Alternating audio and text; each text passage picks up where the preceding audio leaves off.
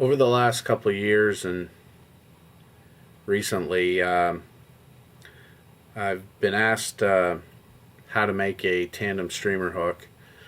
So this is probably long overdue, but I figured I'd make a little video to demonstrate it. It's a little easier than telling somebody how to do it. This just happens to be the way I do it. I'm not going to tell you it's the best way, but it works for me. There are many ways that this can be done, along with many different hook configurations. But what I'm going to do is use Mustad 3399. We're going to use size 6 for the rear hook and a size 4 for the front hook. That's really the only consistent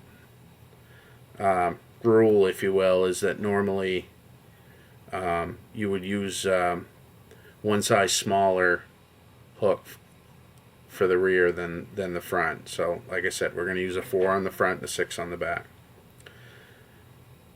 Just lay your thread, start your thread like you normally would, lay it down the hook shank.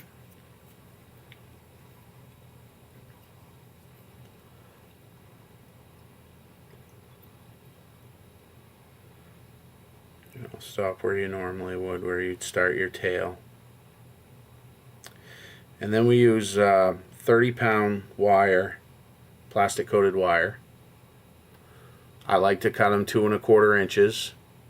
Again, you have a lot of flexibility as to how long you want to make the fly or whatever, but this seems to work pretty good.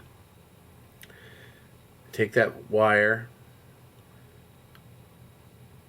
and slip it through the eye of the hook and bring it back to where my thread is. You can see that. Then kind of pinch it and then wrap the thread around the wire. Just kind of hold your thumbnail against the wire in the hook shank, just so that stays on the bottom. And you want to put some tension on it. I mean, you don't have to, it doesn't have to be real tight, but you're going to want some tension. That's another thing. I use Flymaster Plus, Danville's Flymaster Plus thread. A lot of people like monocord or 3/0 thread. You know, that's entirely up to you, but something you can put some tension on. You'll still break it sometimes, but once you get back to the eye of the hook, I like to take a little bit of head cement and lay that on the sides of the hook. Put a pretty decent amount. Then just take your dubbing needle and kind of move it around. Get it in between the threads.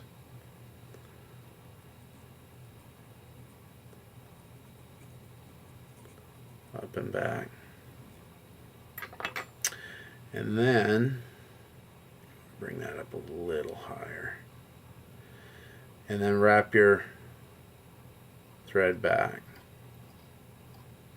The rear of the hook where you started. Again, pretty good tension.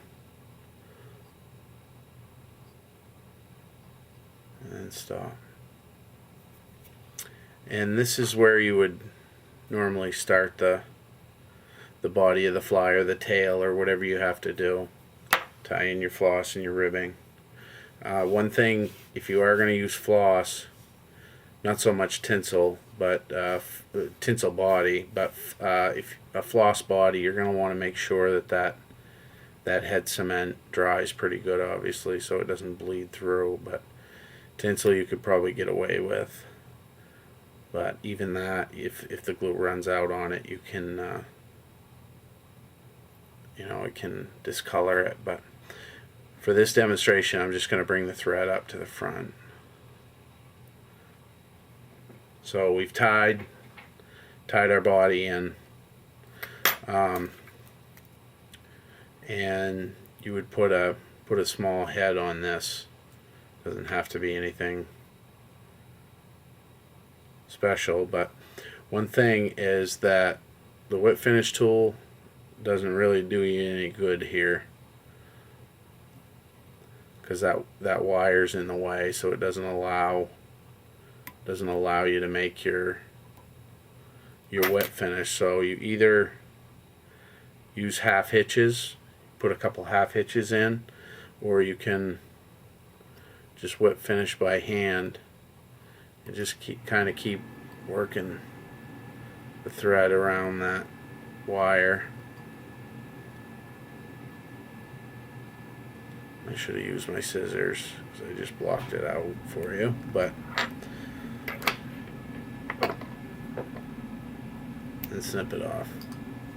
And then you're done the rear hook.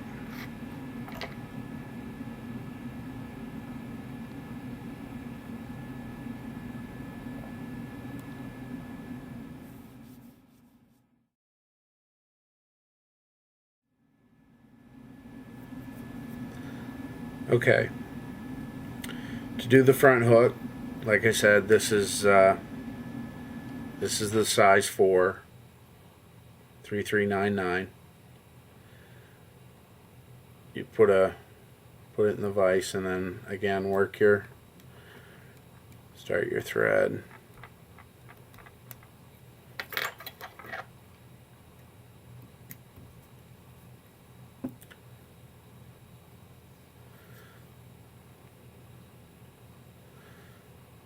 Usually I like to bring it back just beyond the point of the hook.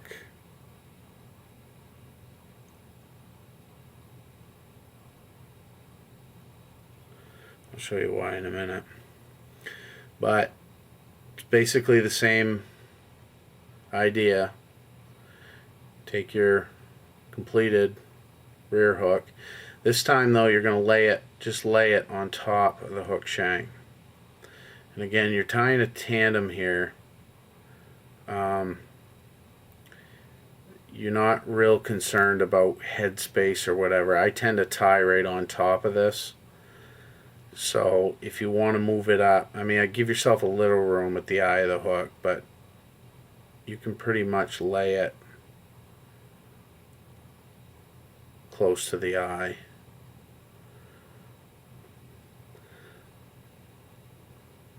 So I set it on again. Kind of hold your thumb against the hook shank and the wire. Give it a couple wraps, maybe 3. Push it up on top, and then you got to kind of look at it from the side and make sure that the hook isn't twisted. That's pretty good. As you can see, I don't know if you can see that or not, but that's pretty much straight. Again, make sure it's on the top, and then continue forward. Maybe put 5 wraps on and then look at it again. It's pretty good.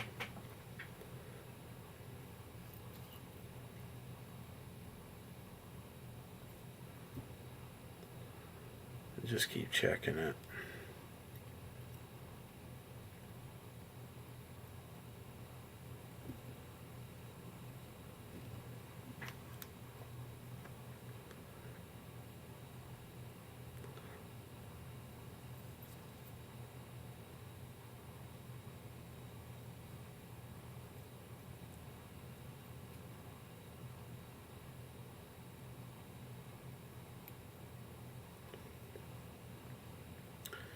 That's pretty good. Again,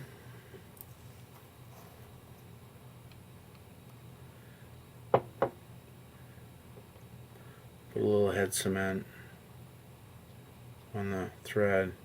Some people do like the glue between the hook and the wire, which is fine, and you can do that if you want, but one thing it does, it kind of just makes it a messier process. And I mean, I've had pretty good luck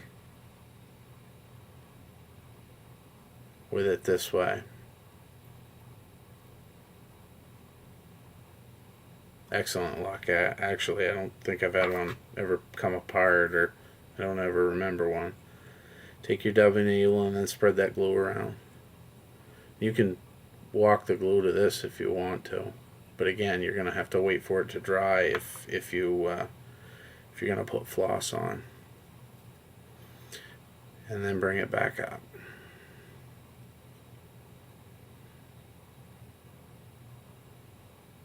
And on that last wrap, you would, start your body wherever you're gonna, and then make sure you leave enough for the wing, because you're gonna have something else involved. But we're not gonna do that now for this. But you're pretty much done. You just tie the fly, and then so you can whip finish.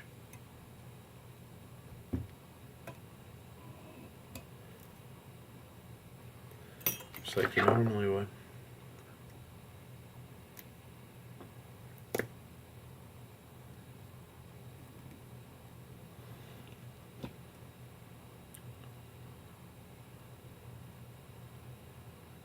Pretty straight. The only real thing that you got to look for is if you bring your thread too far back on the front hook, it'll make this ride down. It'll make this ride down a little and curl. You don't really want that. I mean, it won't. It's not that big a deal, but if you leave it up, you'll have a nice straight tandem. And hopefully, you'll trick a fish with it. That's a tandem streamer.